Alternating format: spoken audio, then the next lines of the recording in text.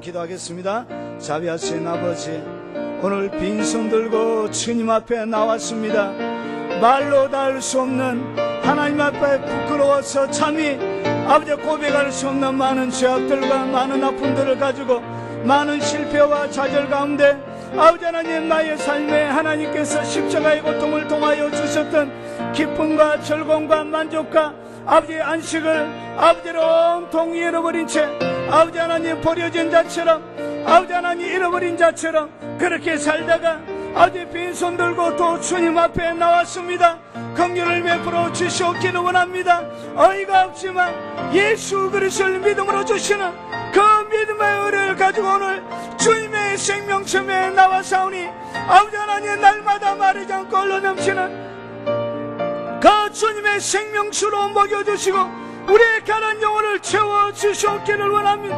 아버지의 말씀이 영원하게 되어지게 하시며 주의 말씀이 아주 우리 심령 가운데 잘 박혀있는 못처럼 아버지 견고하게 써있게 하여 주시옵기를 원합니다. 지혜자의 말이 채찍같이 내 마음에 잘 박힌 못처럼 아버지에 박혀서 날마다 그 말씀에 아버지 하나님, 우리가 고정되어 살아들을 수 있도록 주님 도와주시옵기를 원합니다. 성령님 역사하여 주시오. 아버지 하나님, 부어주시는 넘치는 생수가 가라앉은 심령 위에 아버지 담배처럼 쏟아지게 하시고 아버지 하나님, 여러가지 시련과 아픔들을 통하여 하나님의 도움을 구하고 있는 아버지 그들에게 오른손을 내밀어 붙들어 주시고 세워주시옵기를 원합니다.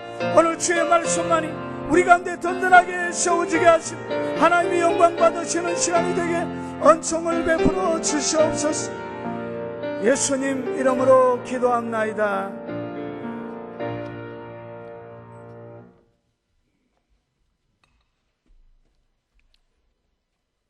하나님의 섭리에 대해서 한 번 더 말씀을 드리겠습니다. 저번 주에는 하나님의 섭리에 대한 포괄적인 전체 섭리가 무엇인지 전반적인 설명을 드렸습니다. 자, 그러면 오늘은 조금 협소적으로 들어가서 하나님의 섭리가 크게 두 가지의 축을 가지고 하나님의 섭리가 운행합니다. 이런 신구약 성경 전체를 보면 하나님의 섭리가 운행하는 두 가지의 축이 있습니다. 그래서 이 두 가지의 축에 대하여 말씀을 드리고요. 그리고 오늘 우리가 읽었던 이 성경 본문 가운데서 하나님의 섭리가 어떻게 하나님의 두 가지의 축을 통하여 이야기가 진행되어지고 사람의 의지와 계획과 모략과 전혀 상관없이 오로지 하나님의 뜻만이 그 인생들의 삶들 가운데 세워지는지를 한번 살펴보면서 은혜를 같이 나누려고 합니다. 여러분, 정의부터 한번 더 내리겠습니다. 하나님의 섭리가 뭐냐? 신의 섭리.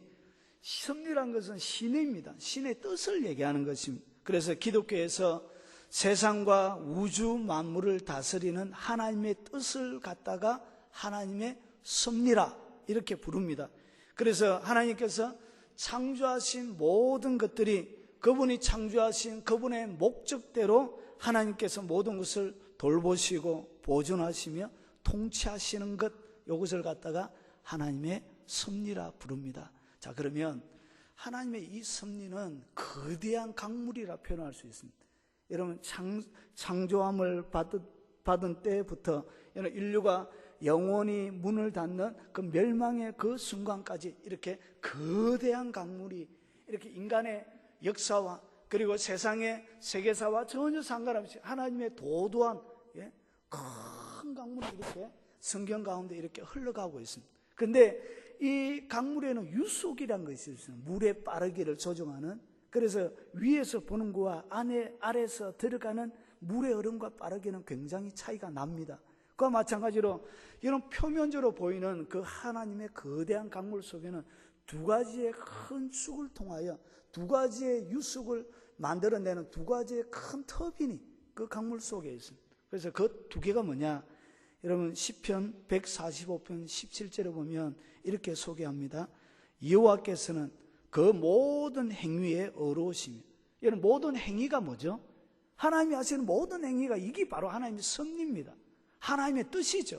그래서 하나님의 모든 행위 속에는 다 어떻게 이루어져 가냐? 어로우며. 하나님의 모든 행위는 어떻다고요? 어렵대요. 그래서 하나님의 섭리의 특징이 뭐냐? 하나님이 만사를 이끌어가는 하나님의 섭리의 모든 특징들은 어려움을 가지고 있습니다. 이것을 다른 말 공의라 그럽니다. 공의. 그리고 그 뒤에 보면 그 모든 행사에 은혜로우시다. 은혜롭다는 것이 무엇으로 드러나죠? 이 은혜란 것은 뭐냐면 사랑이 사람에게 전달되어지는 그런 하나의 전달되어지고 사람에게 느껴질 때 그것을 은혜라 그럽니다. 값없이 하나님의 사랑의 표현이 뭐라고요? 그게 은혜입니다. 은혜. 값없이 주시는 것. 그래서 하나님의 모든 섭리의 두 가지의 큰 방향이 뭐냐면 하나는 공의입니다. 공의. 하나는 공의요. 하나는 사랑입니다. 여러분 예레미야 9장 24절에 보면 한번 넘겨보세요. 앞에 딱 접어놓고요. 예레미야 9장 24절. 예레미야 9장 24절. 찾았습니까? 자, 예레미야 9장 24절. 자, 한번 같이 읽어보겠습니다. 시작. 사랑하는 자들아, 자는 이것으로 사랑할지니 곧 명철하여 나를 아는 것과, 그 다음에 잘 보세요. 잠깐만요. 자랑하는 자들은 이것으로 자랑하래. 그러면서 뭘 자랑해야 되냐? 나를 아는 것, 명철하여 하나님을 아는 것. 하나님을 아는 것이 뭐라고요? 이게 명철입니다.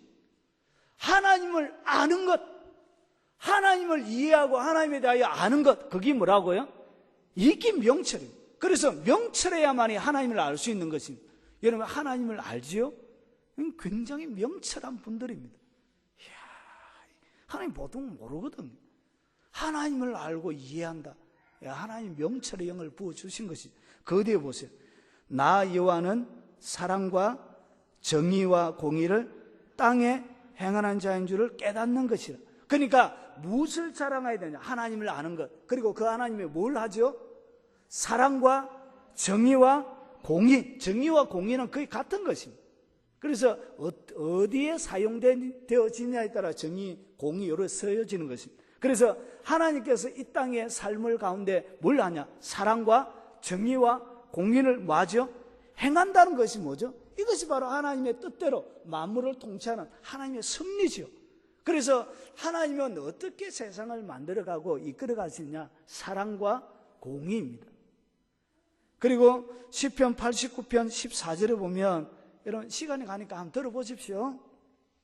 제가 이 부분은 제가 설교 원본을 우리 교회 홈페이지에다가 올려놓겠습니다. 다운받아서 한번 보십시오. 이거는 한 번 들어서 모르거든. 그래서 제가 올려놓을 테니까 한번 다운받아서 그렇게 파일을 직접 보시면 한 번 더 도움이 될 것 같습니다. 시편 89편 14절에 보면 공의와 정의가 주의 보좌의 기초라. 정의와 공의와 정의가 뭐라고요? 주님의 보좌의 기초가 됩니다. 하나님의 모든 보좌의 기초가 뭐라고? 정의와 공의입니다. 그리고 인자함과 진실함이 주 앞에 있나이다. 그러니까 보좌의 기초가 공의와 정의고, 이것이 사람들에게 어떻게 드러나죠? 인자함과 진실함으로 드러나는 것입니다. 그래서 하나님의 섭리의 두 가지 축은 뭐냐면 공의와 정의입니다. 그래서 예수님의 하나님의 뜻이 가장 깊이 있게, 가장 하나님의 뜻이 가장 이렇게 함축적으로 축약되어져 있는 것이 뭐냐? 그게 그리스도의 십자가입니다. 여러분 십자가에는 두 개가 충돌합니다. 여러분 공의와 사랑은 같이 가기가 어렵습니다. 왜 그러냐면, 여러분 공의를 집행하려고 하면 사랑하는 사람도 어떻게 해야 되죠? 징벌해야 되죠. 범죄하는 사람, 자기가 엄청나게 사랑하는데 이 사랑하는 사람도 공의는 어떻게 하느냐? 징벌하는 것이 공의입니다. 그리고 사랑하기는 한데 이 공의가 무너지면 뭐가 무너지죠? 하나님의 보좌의 기초가 흔들려 버립니다. 그래서 하나님은 공의와 정의가 두 개가 동시에 있어야 돼요. 이것이 기독교의 기초거든. 그런데 보십시오. 사랑만 있고 정의가 없다. 이 세상이 엉망이 되는 것이, 법도 없고, 이런 사람을 날마다 이렇게 1000명, 10,000명씩 죽여가는 그 사람이 자기를 사랑하는 사람이다. 그럼 그 사람 계속 살려줘야 되죠. 그러면 엉망진창이 되는 거예요. 그래서 공의와 정의가 두 개가 상방되는 것인데, 두 개가 어울리지 않는 것인데, 이 두 개가 동시에 만족하는 곳이 어디냐? 그게 그리스도의 십자가가. 하나님의 공의는 누구에게 갖다 붙죠? 죄를 인간이 지었던 모든 죄를 통하여 하나님이 집행해야 될 그 하나님의 공의는 그의 아들 예수 그리스도에게 뒤집어 세운 것입니다. 폭포수처럼 인류의 과거 현재 모든 미래의 죄를 그의 아들 예수 그리스도의 십자가에 하나님은 뒤집어 세워서 하나님의 공의를 완전히 하나님께서 성취를 하셨습니다. 그리고 나서 그 속에 인류를 향한 그의 아들에게 공의를 물으시고 그의 아들에게 죄를 물으시고 그의 아들을 죽음을 통하여 하나님이 또 범죄한 그 인간들을 사랑할 수 있는 길이 그 십자가에 열리는 것입니다. 그래서 공의와 정의가 십자가에서 이렇게 이루어지는 것입니다. 그래서 하나님이 이 땅 가운데 역사를 이끌어가는 두 가지 축이 뭐냐? 이 공의와 정의란 것이죠. 자, 그러면 이 공의와 정의에 대해서 조금 더 설명을 드리고 본문으로 가보도록 하겠습니다. 이런 신명기 32장 4절에 보면 하나님에 대하여 설명합니다. 그런 반석이시니 그가 하신 일이 완전하고, 여러분 하나님이 하신 일이 뭐하다고 성경은 정언하고 있죠? 완전함. 여러분이 여러분의 삶들을 바라볼 때 에이 하나님이 하시는 일이 마음에 안 들어.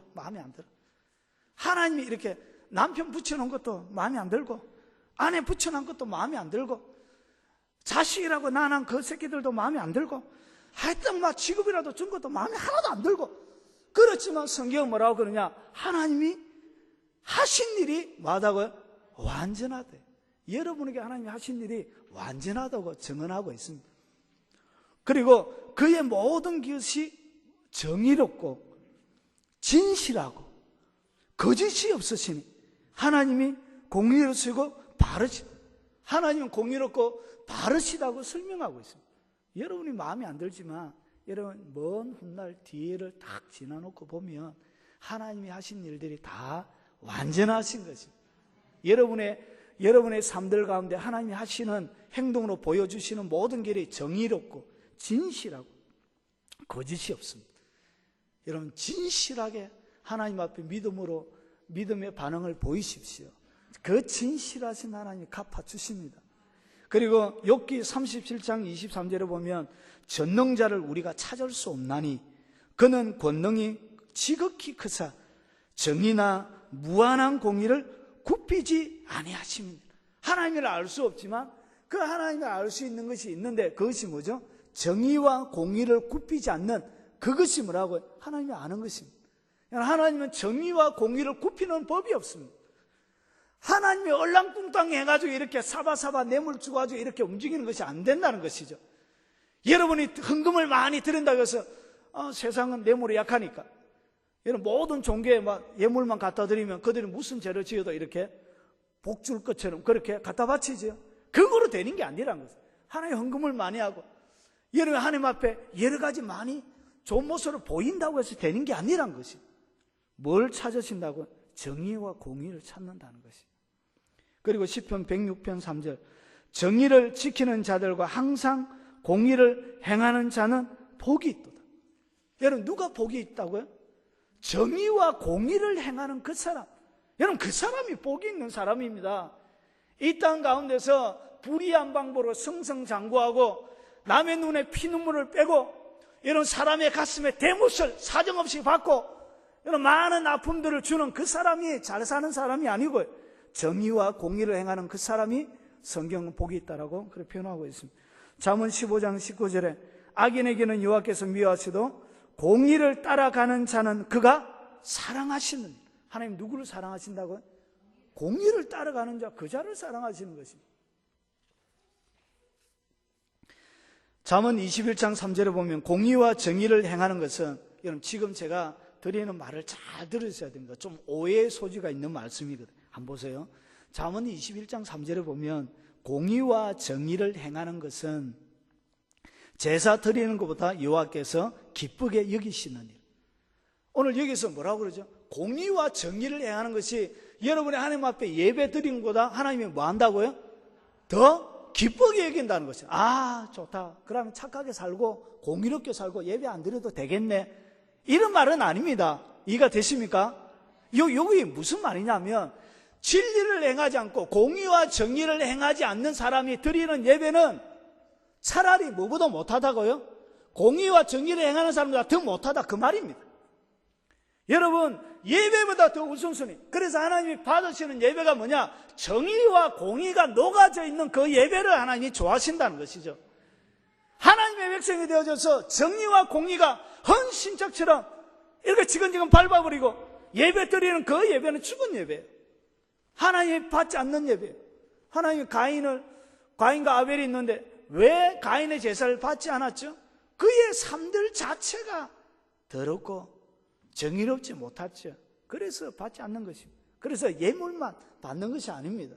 삶 자체를 받는 것입니다. 그래서 하나님 기뻐하시는 것이 뭐냐? 공의와 정의를 행하는 것을 좋아하시는 것입니다. 그래서 창세기 18장 19절을 보면 이런 말씀이 있습니다. 내가 그로 그 자식과 권속에게 명령하여 여호와의 도를 지켜 공의와 정의를 행하게 하려고 그를 택하였나니 이는 나 여호와가 아브라함에게 대하여 말한 일을 이루려 함이니라. 이런 아브라함을 왜 선택했다고요?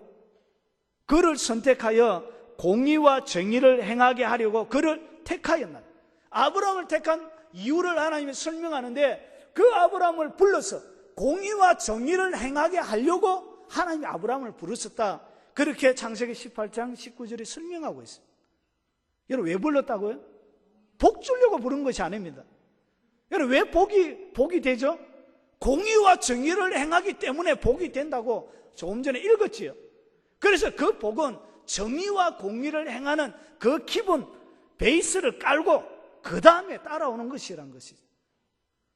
그리고 욥기서 33장 26절에 보면 그는 하나님께 기도함으로 하나님이 은혜를 베푸사 그로 말미암아 기뻐 외치며 하나님의 얼굴을 보게 하시고 사람에게 그의 공의를 회복시키는, 하나님의 최종적인 목적이 뭐냐? 사람에게, 이 세상에 있는 모든 사람에게 하나님의 공의를 그의 삶들 가운데 회복시켜 주는 것이 뭐라고요? 이게 하나님의 최종적인 목표입니다. 이게 거룩이죠, 거룩. 하나님의 공의가 그의 삶들 가운데 고스란히 하나님이 원하시는 영역만큼 회복되어지는 것, 그게 하나님의 최종적인 목적이거든요. 사랑하는 여러분 삶이 좀 공의로웠으면 좋겠습니다. 여러분 삶들을 통하여서 이렇게 부정과 불의가 이렇게 드러나고, 여러분 과장이라고 해서 말도 안 되는 것을 아내에게 시키고 자녀에게 요구하고, 그리고 아내라고 해서 남편을 이렇게 꽉 잡을 수 있는 이렇게 여거리라 해서 남편 막 압제하고, 여러분 요즘 남편 두드려 맞는 남편이 통계적으로 많이 있답니다. 남편 구타하고 두드려 패고 자녀들 억압하고, 그런 불의가 드러나는 그런 것 말고, 여러분 삶 자체가 어떻게 되어져야 되냐? 여러분 예배보다 더 중요한 것이 뭐냐? 그 삶들 자체가 누가 봐도, 여러분 공의가 정의가 뭐냐? 누가 봐도 옳은 것입니다. 이게 공의입니다. 누가 봐도 옳은 것입니다. 아들이 봐도 옳고 할매가 봐도 옳고 젊은이가 봐도 옳고 우리나라 사람이 봐도 옳고 미국의 제 아들이 봐도 옳고 누가 봐도 옳은 것, 그게 공의와 정의거든. 그것이 삶들 가운데 이루어지는 것이 하나님의 최종적인, 그래서 이것이 회복되어져. 아담이 잃어버린 것이 이거였거든. 정의를 잃어버리니까 자기가 관리 못해가지고 뭐라 그러죠? 책임 전가를 누가 하게 하죠? 하나님이 주신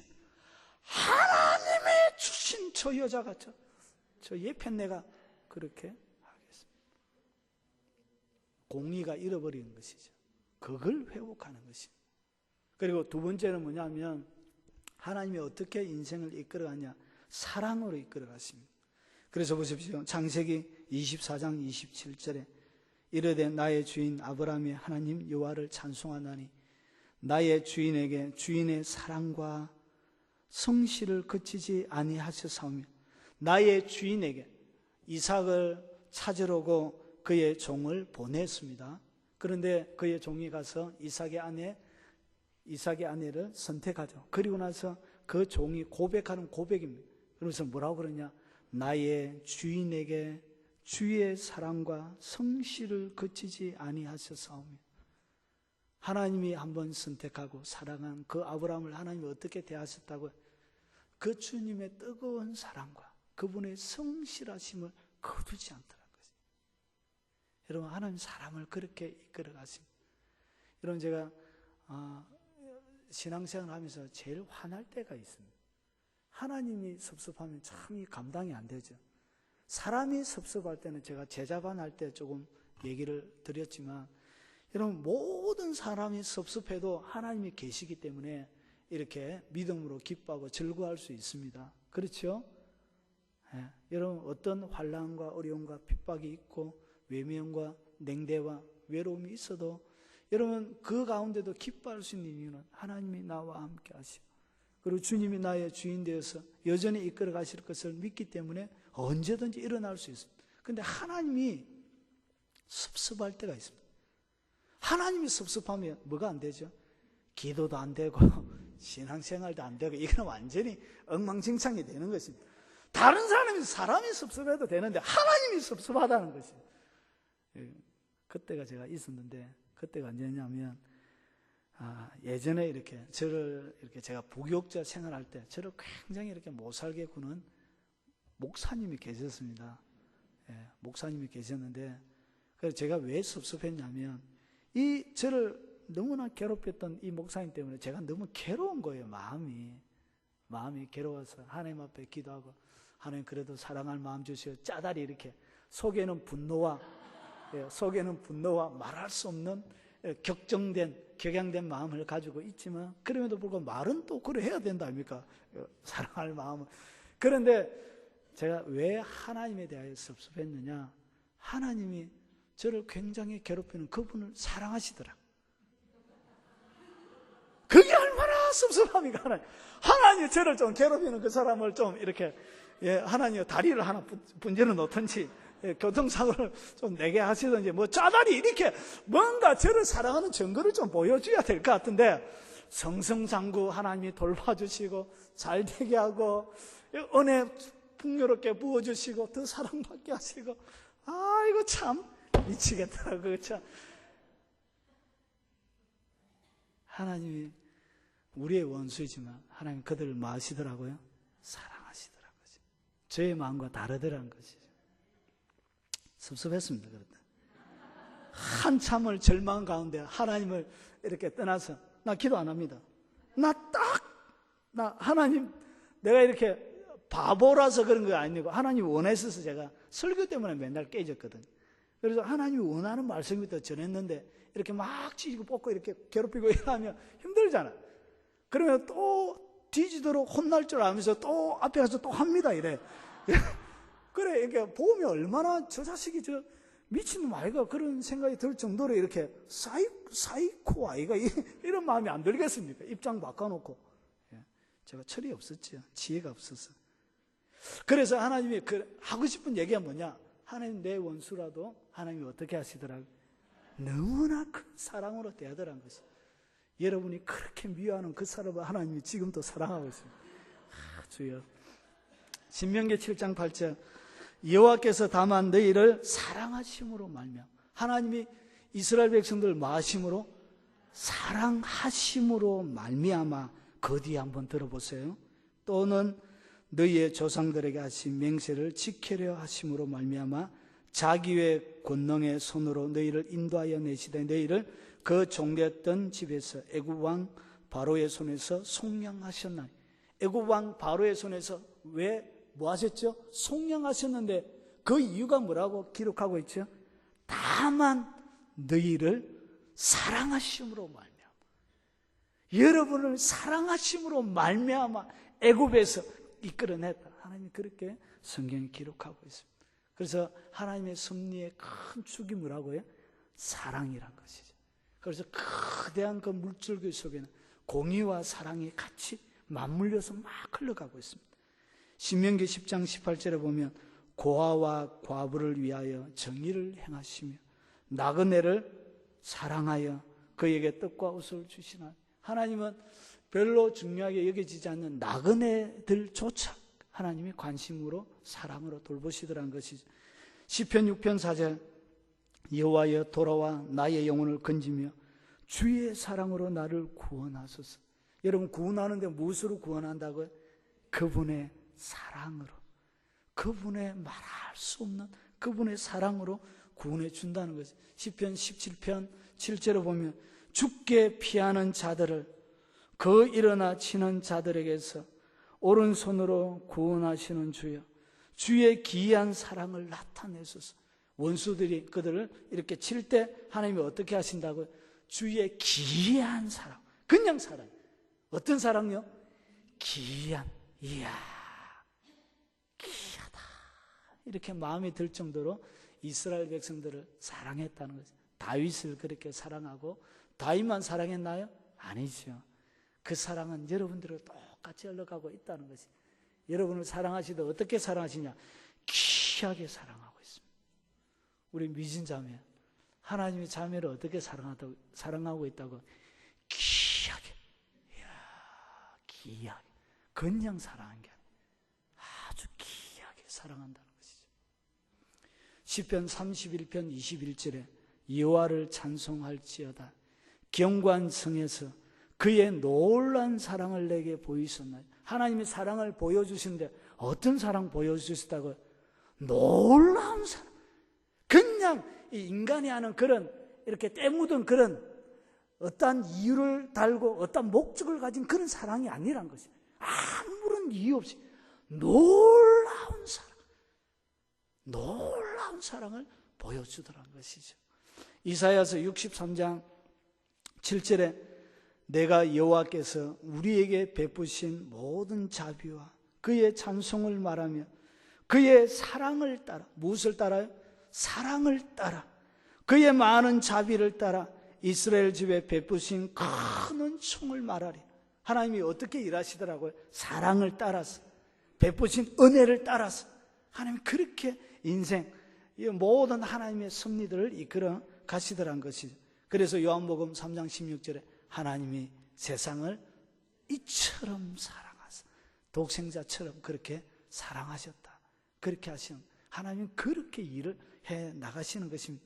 그래서 갈라디아서 2장 20절에 뒤에 보면 나를 사랑하사 나를 위하여 자기 자신을 버리신, 갈라디아서 2장 20절에 사도 바울이 하나님의 사랑을 깨닫고 그가 고백하는 고백이 뭐냐?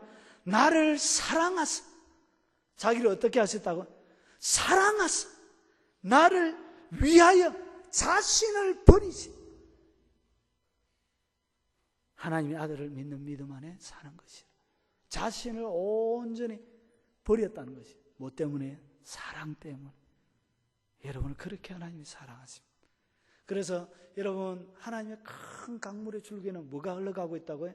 두 가지가 흘러갑니다. 하나는 공의가 막 흘러갑니다. 그리고 그 아래에는 동일하게 이 공의와 하나는 또 뭐가 흘러간다고요? 사랑이 막 흘러갑니다. 그래서 여러분의 일생 가운데 이 사랑은 몇 가지 형태로 나옵니다. 사랑은 긍휼히 봐줍니다. 사람을 어떻게? 불쌍히, 긍휼히 불쌍히 여기는 것입니다. 사람을 불쌍히 여기는 것입니다. 여러분, 사랑에는 이렇게 사람을 불쌍히 여기는 것입니다. 여러분을 핍박하는 그 원수도 긍휼히 봐주는 마음이 그 속에 생겨요. 그래서 너를 핍박하는 내 왼수를 마라 사랑하라. 예. 그래서 원수를 긍휼히 봐주는 것, 그때 사랑할 수 있습니다. 그리고 그 다음에 이 사랑에는 은혜로 밖으로 드러납니다. 무엇으로 드러난다고요? 은혜를 베풀므로 드러나고, 그리고 이 사랑은 또 한 가지 좋게 봐줌으로. 어떻게 봐줌으로요? 좋게. 여러분, 그 교회 생활을 하다 보면 눈에 이렇게 가시처럼 보이는 사람들이 있습니다. 여러분, 그런 사람들도 원래부터 그런 사람이 아니고 그들이 성장해오면서 그가 배워왔던, 학습되어져 있던 그의 삶이 그런 것입니다. 자기들이 하고 싶어서 그런 것이 아니고 보통 그들의 삶들이, 그들의 환경들이, 자라온 배경들이 그런 행동을 하게끔 만들어져 가는 것입니다. 그래서 학습받은 대로 이렇게 살아가는 것입니다. 그래서 그런 사람들을 좀 더 좋게 봐주고 좀 이해해주고 그러면 여러분은 굉장히 편하게 살 수 있습니다. 아, 어렵게 컸는갑다. 예? 아, 그래. 내가 좀 이해해줘야 되겠다. 이렇게. 아새끼들이 원래 예배 시간에 떠들고 하는 게 그게 정상 아닙니까? 안 그렇습니까? 애들이 이렇게 점잖게. 이게 내숭이죠. 징그럽잖아요. 애들이 좀 떠들고 소리도 지르고 막 뛰다니고 그 예배 드릴 때도 막 사고도 좀 치고, 이게 아들이죠. 그런데 그것이 이렇게 여러분에 좀 걸릴 수도 있습니다. 근데 그것조차도 뭐 해주는 좀 넉넉한 마음이 있으면 좋겠냐면 좀 그것조차도 뭐 하는 마음? 좋게 봐주는 마음. 나오는 것만 해도 어디입니까? 이런 박정희 대통령이 구무이 상목교회 출신인데 애가 어릴 때부터 까무잡잡하게 가지고 말 키도시도 안 들었대요. 박정희가 말을 너무 안 듣고요. 까무잡잡하게 키도 작고 어른 돼서도 작더라 아닙니까? 어릴 때도 작았답니다. 그래가지고 오만 사고는 다 치고 오만 데 다 뛰어다니고 그렇게 컸는데 선생님이 이렇게 맨날 이렇게 혼내고 키도 쫓겨난 게 까무잡잡해가지고 씨리비라 이래가지고 맨날 이렇게 해가지고 걔가 대통령이 될 줄 누가 알았습니까? 걔를 믿음으로 잘 키웠다면 역사의 판도가 바뀐 것입니다. 얘는 누군가가 좀 따뜻하게 봐주고 귀하게 봐주고 소중하게 봐주었다면 이 나라가 어떻게 되었을지 모릅니다. 이해가 되십니까? 그래서 이 사랑이란 것은 이렇게 좀 좋게 봐주는 것입니다. 좋게. 그리고 여러분 화날 때도 있지만 여러분 평화를 만들어 가는 것이죠. 이것이 사랑이 이렇게 겉으로 드러날 때 드러나는 하나의 이렇게 물줄기처럼 이렇게 나오는 것입니다. 여러분 진정한 사랑은 어떻게 봐줘야 된다고요? 불쌍히여기란 것이죠. 그리고 그 다음에 좋게 봐주란 것이죠. 그리고 은혜롭게 은혜를 베풀어 주라는 것이죠. 그리고 마지막으로 여러분 좀 더 폭넓게 좀 이해해 주시라는 것이죠. 그리고 그들이 평화 가운데 지낼 수 있다. 여러분 세상에 어디에 마음 둘 곳이 있습니까? 평화롭게 그들의 마음을 쉴 곳이 없잖아요. 여러분 마음 쉴 곳이 없는 그 사람이 교회에 와서 여러분 만나서 여러분이 마음이 쉴 곳이 되어주고 마음의 그늘이 되어주고 여러분 그 속에 뭐가 역사하는 것이죠? 하나님의 섭리가 역사하고 있는 것입니다. 그래서 여러분의 삶들 가운데 공의와 요 사랑이 여러분의 삶을 가득 채우고 여러분의 삶들 가운데 요 두 가지가 막 이렇게 흘러가기 시작하면 어떤 일이 벌어지냐? 여러분이 섭리를 만들어내는 사람이 되는 것입니다. 그리고 하나님의 선한 그 섭리의 큰 강물 속에 여러분이 들어가서 하나님이 베푸시는 모든 것을 누릴 수 있는 그 은혜를 받게 되는 것입니다. 그래서 이 두 가지가 여러분의 삶들 가운데 날마다 흘러가요. 이것이 뭐라고요? 하나님이 여러분을 만지고 있는 증거입니다. 여러분이 하나님의 사람이라는 것을 보여주는 증거이고 여러분이 여러분의 삶들을 통하여 하나님이 역사하고 있는 것을 하나님이 지금도 살아계심을 여러분의 삶들을 통하여 사람들에게 보여주는 증거가 되는 것입니다. 자,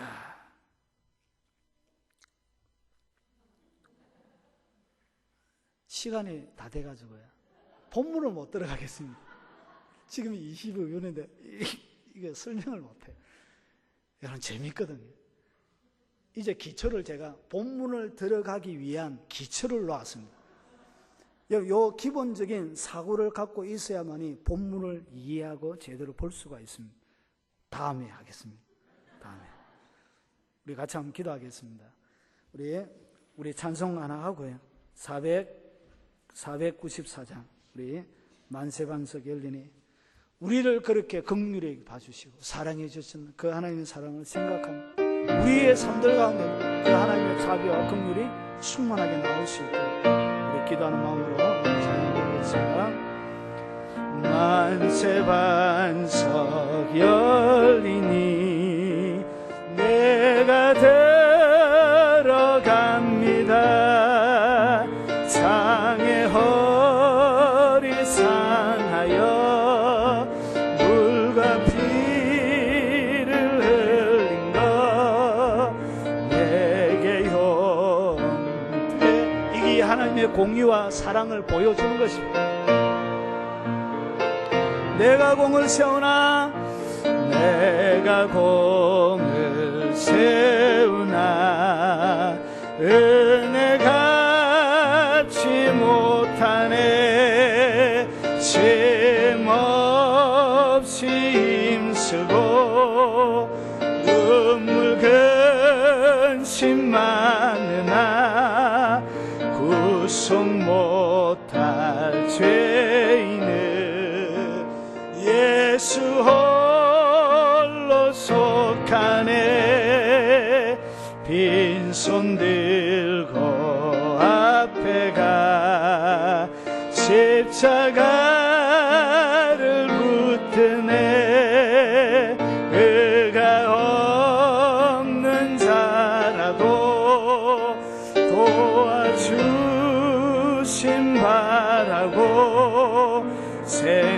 셈에 나가니 나를 채서 주소서. 살아 생전 숨쉬고 죽어 세상 떠나서 거룩하신 주 앞에 끝날 심판당할 때 만세 반석 열리니 내가 들어갑니다.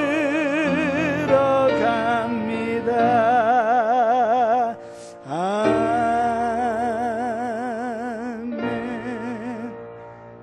오늘 성령께서 우리 가운데 담아주시는 기도 제목을 쫓아 한번 기도하고요. 그리고 두 번째로 1000번째 기도 제목